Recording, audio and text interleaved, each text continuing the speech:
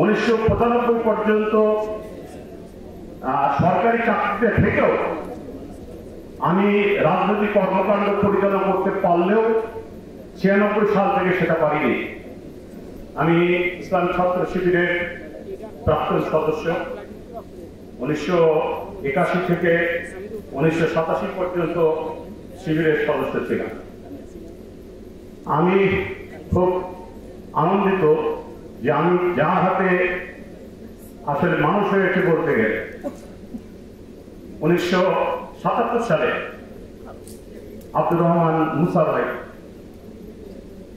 উনি রংপুরে এমন কোনো জায়গা নেই যেটা উনি চষে বেড়াননি। আব্দুর রহমান মুসা ভাই এবং ডাক্তার কাজিমউদ্দিনের মোটামুটি টার্গেট ছিলাম আমি, কেননা আমার পরিবারটা ছিল, আমরা 10 ভাই বোন এবং আমার ভাই বোনেরা অন্য আদর্শের রাজনীতি করেছেন এবং আমাদের পরিবারটা একটা ইনফ্লুয়েন্সিয়াল পরিবার ছিল সেই রংপুর শহরে। আলহামদুলিল্লাহ 1977 সালে শিবিরের সমর্থক হয়ে 81 সাল থেকে 81 সালে শিবিরের সদস্য হয়েছিলাম। দুঃখজনকভাবে 1995 পর্যন্ত সরকারি চাকরিতে থেকেও আমি রাজনৈতিক কর্মকাণ্ড পরিচালনা করতে পারলেও 96 সাল থেকে সেটা পারিনি। নানানভাবে জুলুম, নির্যাতন, নিপীড়ন, মিথ্যা অপবাদ, নানা কিছু দিয়ে জর্জরিত করে দেওয়া হয়েছিল।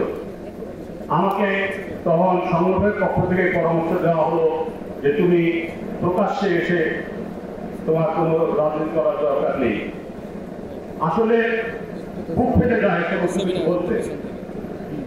আপনি স্বাধীন হয়েছে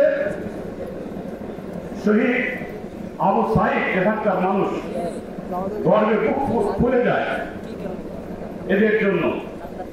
সে রংপুরের মানুষ আবু সাইদকে নির্মম ভাবে হত্যা করার পরে সারা বাংলাদেশে যেভাবে আন্দোলন ছড়িয়ে পড়ল, সে আন্দোলনের ফসল এখন স্বাধীন মুক্ত একটি দেশ। আমাকে যেহেতু এখানে সুযোগ দেওয়া হয়েছে, এই সুযোগে আমি সম্মানিত নেতৃবৃন্দকে বলতে চাই, এখন একটি বড় সুযোগ। আমরা তো অনেক খবর জানি